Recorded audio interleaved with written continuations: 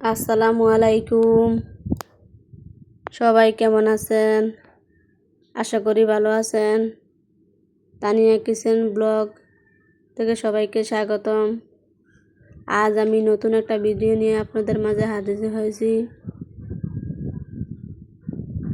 তো সবাই বন্ধুরা দেখতে থাকেন। আজ আমি ডিম দিয়ে আলু দিয়ে ভুনা করব সহজ উপায়ে। প্রথম পেঁয়াজ কুচি দিয়ে কিছুক্ষণ ভেজে নেব। এই যে এখানে কাঁচামরিচ দিয়েছি 3-4টা, হলুদ লবণ দিয়েছি পরিমাণ মতো, দিয়ে একটু পানি দিয়ে ভালোভাবে কষিয়ে নিছি। কিছুক্ষণ কষিয়ে এখন সিদ্ধ আলুটা দিয়ে দিব। আলু আমি আগে থেকে সিদ্ধ করেছি। যে আলু আমার সিদ্ধ হয়েছে, সিদ্ধ আলু দিয়ে এখন কিছুক্ষণ কষিয়ে নিব।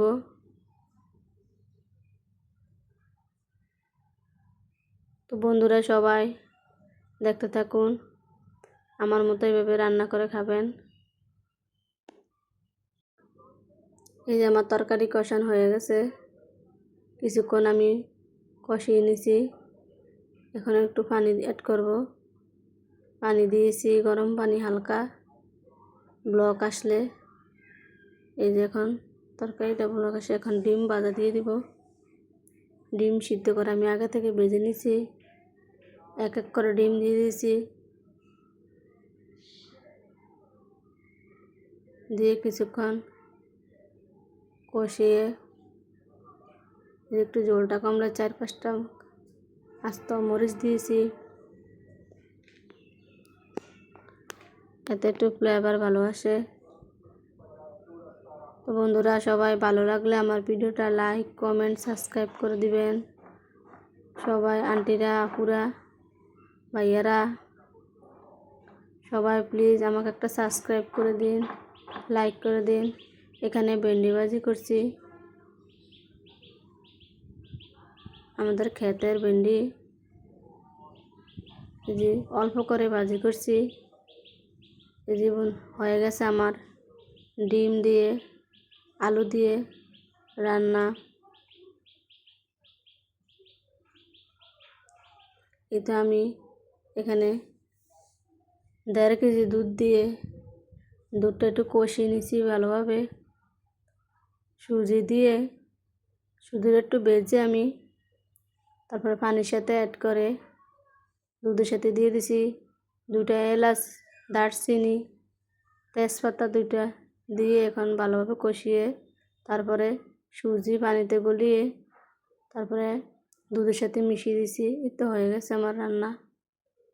এখানে আমার বাবার বাড়ির থেকে কি দিছে আমার মা, দেখতে থাকুন। এই ছোটো ছোটো আলু দিয়েছে ভর্তা বানানোর জন্য, গোল আলু। এই আলু দিয়ে ভর্তা বানালে অনেক মজা লাগে। এই যে রসুন,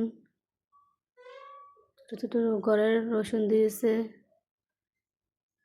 তারপরে দুধ দিয়েছে, আমাদের গরুর দুধ। আসলে মা যতদিন বেঁচে থাকে ততদিন এভাবে সন্তানদেরকে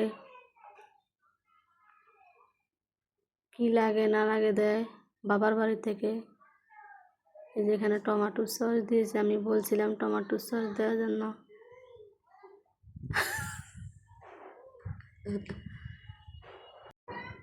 তো সবাই ভিডিও